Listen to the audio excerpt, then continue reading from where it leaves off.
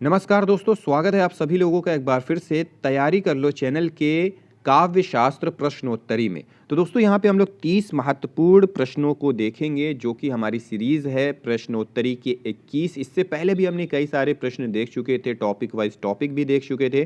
तो दोस्तों अगर आपने पिछले प्रश्न नहीं देखे हैं तो आप चैनल के प्लेलिस्ट में जाएँ। वहाँ पे यूजीसी नेट जेआरएफ अक्टूबर 2021 के नाम से प्लेलिस्ट बनी हुई है।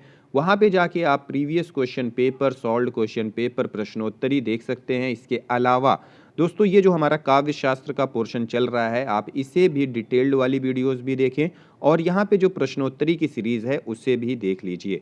और अभी तक चैनल को सब्सक्राइब नहीं किया है तो चैनल को सब्सक्राइब कर लीजिए। तो चलिए शुरुआत करते हैं अपने प्रश्नों की। पहला प्रश्न है कि रस सूत्र के प्रणेता कौन है। ऑप्शंस दिया हुआ है यहाँ पे भरत मुनि, मम्मट, अभिनव गुप्त और डॉक्टर नगेंद्र।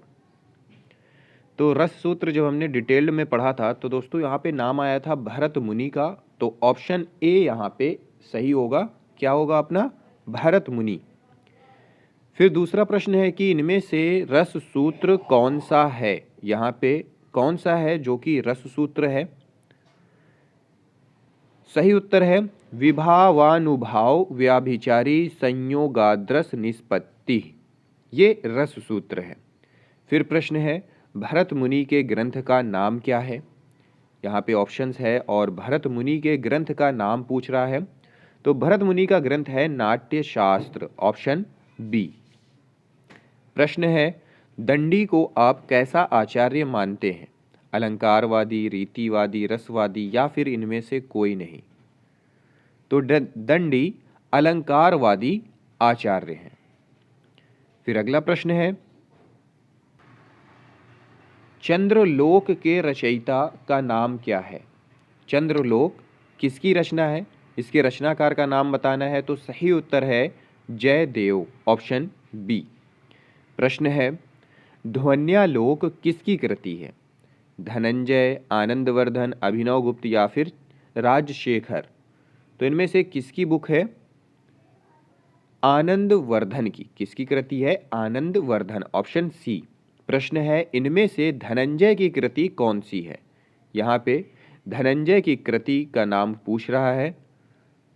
सही उत्तर है दश रूपक, ऑप्शन सी। फिर प्रश्न है रीति संप्रदाय के प्रवर्तक आचार्य का नाम क्या है। सही उत्तर है वामन, ऑप्शन ए। अगला प्रश्न है अलंकार संप्रदाय का प्रवर्तन किस आचार्य ने किया है। तो ये तो बहुत इजी सवाल है। सही उत्तर है ऑप्शन ए भामा। फिर प्रश्न है कि मम्मट के ग्रंथ का नाम क्या है। इनमें से कौन सा ग्रंथ है जो कि मम्मट का है। सही उत्तर है काव्यालंकार, ऑप्शन बी। प्रश्न है काल के आरोही क्रम में व्यवस्थित कीजिए। यहाँ पे निम्नलिखित ऑप्शंस दिए हुए हैं और इनको आरोही क्रम में व्यवस्थित करना है, काल क्रम के आरोही क्रम में। तो यहाँ पे जो सही उत्तर है वो है ऑप्शन बी भरत मुनि, भामह, दंडी, फिर मम्मट, ऑप्शन बी।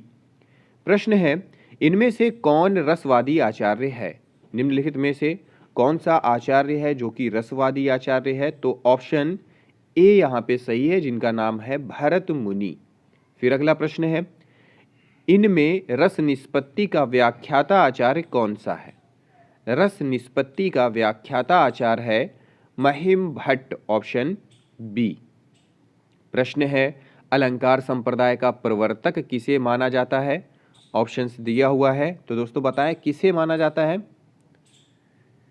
सही उत्तर है भामह को, ऑप्शन बी। फिर अगला प्रश्न है शरीरम तावादिष्टार्थ व्यच्छिन्न पदावली काव्य की यह परिभाषा किस आचार्य ने दी है। यहाँ पे ऑप्शंस है, किसने दी है। तो ये परिभाषा दंडी ने दी है, ऑप्शन सी यहाँ पे सही है। फिर प्रश्न है तद्दौसो शब्दार्थो सगुणावलंकृति पुनः क्वापि काव्य की यह परिभाषा किस आचार्य ने दी है। तो यहाँ पे ऑप्शंस दिया हुआ है जिसमें सही उत्तर है ऑप्शन ए मम्मट। फिर अगला प्रश्न है रमणीयार्थ प्रतिपादकः शब्दः काव्यम, काव्य की यह परिभाषा दी है, निम्नलिखित में से किसने दी है? सही उत्तर है जगन्नाथ ने, पंडित राज जगन्नाथ ने, ऑप्शन सी। फिर प्रश्न है रीतिरात्मा काव्यस्य, यह कथन किस आचार्य का है? ऑप्शंस है, अभी थोड़ी देर कुछ दिन की पहले की वीडियो में ही हमने इसे पढ़ा था, तो सही उत्तर है वामन, वामन का, ऑप्शन बी वामन। फिर अगला प्रश्न है रीति को वृत्ति किस आचार्य ने कहा है? रीति को वृत्ति किस आचार्य ने कहा है? तो सही उत्तर है मम्मट ने, ऑप्शन सी। प्रश्न है इनमें से कौन सा तत्व काव्य हेतु नहीं है? काव्य हेतु के बारे में बोल रहा है, इनमें से कौन सा तत्व है जो कि काव्य हेतु नहीं है? तो सही उत्तर है अलंकार, ऑप्शन डी। फिर प्रश्न है कि आचार्य दंडी ने मूल काव्य हेतु माना है, किसे माना है मूल काव्य हेतु आचार्य दंडी के अनुसार? तो सही उत्तर है प्रतिभा को, ऑप्शन ए, और बाकियों ने प्रतिभा अभ्यास व्युत्पत्ति को माना है। फिर प्रश्न है कि प्रतिभा को शक्ति कहा है, निम्नलिखित में से किसने प्रतिभा को शक्ति कहा है? तो यहाँ पे जो सही उत्तर है वो है option Mammata, option B Mammata. फिर अगला प्रश्न है वह कौन सा काव्य हेतु है जिसके अभाव में काव्य रचना संभव नहीं है? सही उत्तर है प्रतिभा, ऑप्शन ए। प्रश्न है आचार्य मम्मट ने कितने काव्य प्रयोजन बताए हैं? ऑप्शंस है कितने काव्य प्रयोजन बताए हैं? तो सही उत्तर है 6। प्रश्न है सकल मौलीभूत प्रयोजन कौन सा है?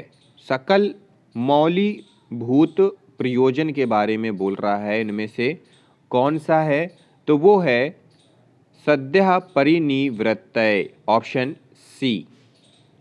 फिर अगला प्रश्न है रस सूत्र में निष्पत्ति की व्याख्या भुक्ति के रूप में किसने की है? सही उत्तर है भट्ट नायक ने, ऑप्शन बी। प्रश्न है साधारणीकरण सिद्धांत का उल्लेख सर्वप्रथम किस आचार्य ने किया है? सही उत्तर है option Bhatta Nayaka, A, option A. फिर अगला प्रश्न है ध्वन्यालोक के रचयिता कौन है? ध्वन्यालोक के रचनाकार हैं आनंदवर्धन, ऑप्शन ए। ध्वन्यालोक लोचन के रचयिता कौन है? ध्वन्यालोक लोचन, तो उसके रचयिता हैं अभिनव गुप्त, ऑप्शन बी, और ध्वन्यालोक के रचयिता है आनंदवर्धन। फिर अगला प्रश्न है कि निम्न ग्रंथों को रचना काल के आरोही क्रम में व्यवस्थित कीजिए। तो यहाँ पे आरोही क्रम में व्यवस्थित करते हुए सही ऑप्शंस का चयन करना है, जिसमें सही उत्तर है ऑप्शन सी नाट्यशास्त्र, काव्यदर्श, काव्य प्रकाश, रस गंगाधर। तो दोस्तों ये थे आज की वीडियो। आगे के प्रश्नों के साथ आगे की वीडियो में मिलते हैं। इस वीडियो को देखने के लिए आप सभी लोगों का बहुत बहुत धन्यवाद।